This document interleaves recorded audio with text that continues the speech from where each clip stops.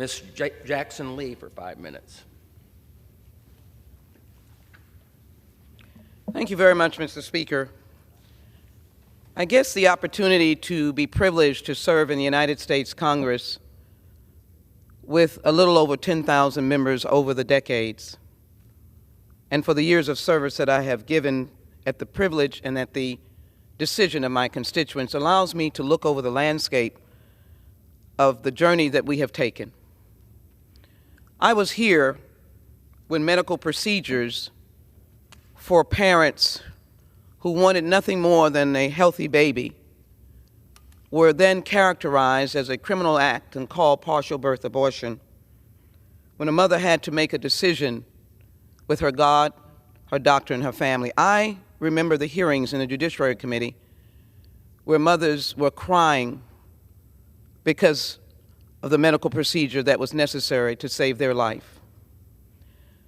We've now come full circle, and the extremists want to again demonize parents who are desperate for a healthy child.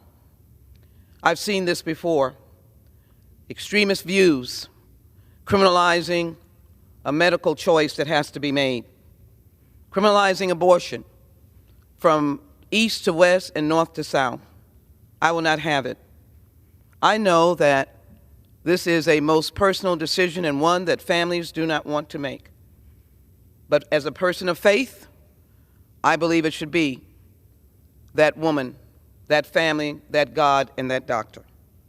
And so unfortunately, today we will have the effort to criminalize these actions of doctors. You see, I come from a state where the state legislature and governor passed a bounty hunter bill to go after doctors, nurses that would be giving medical care to innocent women and to individuals who were seeking that care. How outrageous in a constitutional democracy that you want to injure people, you want to undermine doctors and undermine nurses. What an outrage.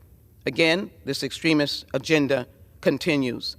But yet, in the face of a 13-year-old being shot to death in the District of Columbia with a gun, the guns are rampaging across America. Guns of a 6-year-old who shot a teacher, mass murders more extensive in this last year, 2022, than ever.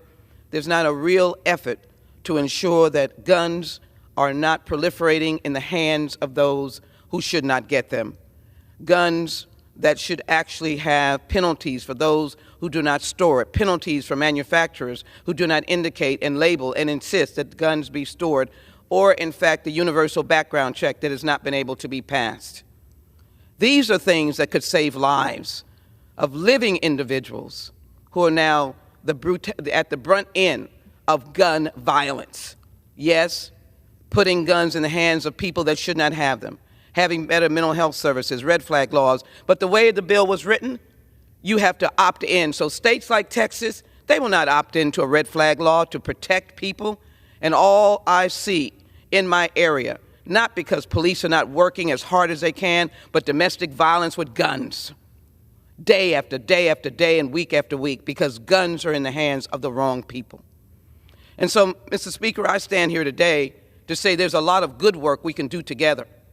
There's a lot of good work that Democrats have done, and we're seeing it in the bipartisan infrastructure bill and dealing with climate change, which is evident by the tragedy that is happening to our friends in California.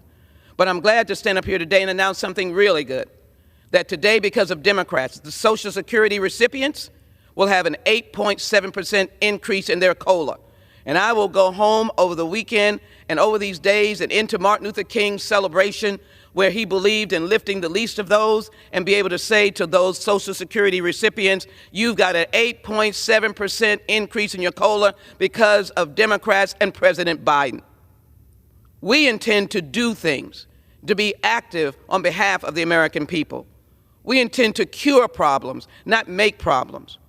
We intend to help our school children, help our teachers, help our nurses, help our doctors, help those senior citizens who I see in the senior citizens community centers saying, when are we going to get the ability to have a cost of living so that we can live?